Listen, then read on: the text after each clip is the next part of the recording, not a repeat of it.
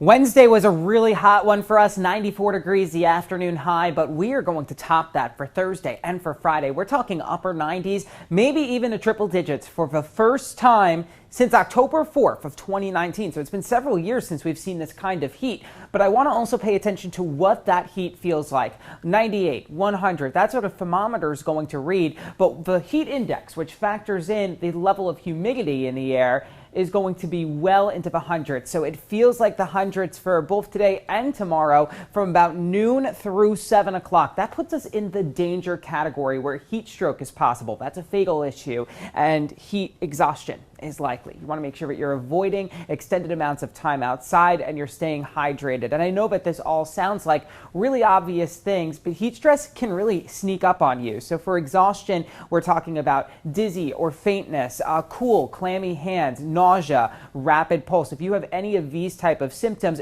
get indoors and hydrate. That's for heat stress, for heat exhaustion. That's a situation that is likely this afternoon, tomorrow afternoon, if you spend extended periods outside. But heat stroke is a possibility. We're talking fever, confusion, no more sweat. So the opposite of heat exhaustion. And in this case, you need to call 911. Getting inside is, of course, important as well, but actually reducing your intake of hydration if you are exhibiting heat stroke symptoms is recommended. And so that's maybe something that you would not necessarily consider. So staying hydrated in the first place is so important. And we don't have any advisories or alerts here in the Midlands for the heat. So that may have some of you confused because you're going to be hearing stories about the advisories, the watches, and the warnings farther westward in places that are having very similar weather. And the reason why is because our National Weather Service office has a much higher criteria for when they start issuing those advisories. We actually have the highest criteria in the entire country.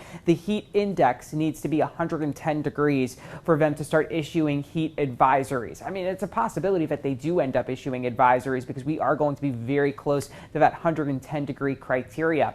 But it doesn't happen very often that we get to that level of heat index. That's why the heat index is so much more important than the temperature. We've already gotten up to 96 back in May of this year, but we did not feel any level of heat back in May as to what we are going to be having this week with a heat index of 109, even though our temperatures are in the upper 90s. That's going to be the hottest since probably 2018 for heat index values. And if we bump up above 110, which is the hottest back in 2015, you have to go all the way back to summer of 2012 to get to the really impressive heat index values. So obviously hot weather is very common here in the Midlands, but this is definitely a level of heat that I think bears really mentioning over and over again. High pressure is just elongating across the country. That's the reason why things are going to be so hot today and tomorrow, and the storm chances are relatively low too, but then that high is going to start breaking apart. So Saturday and Sunday, we're going to gradually see that afternoon storm chance go up, and then the jet stream takes a pivot. It dips big time.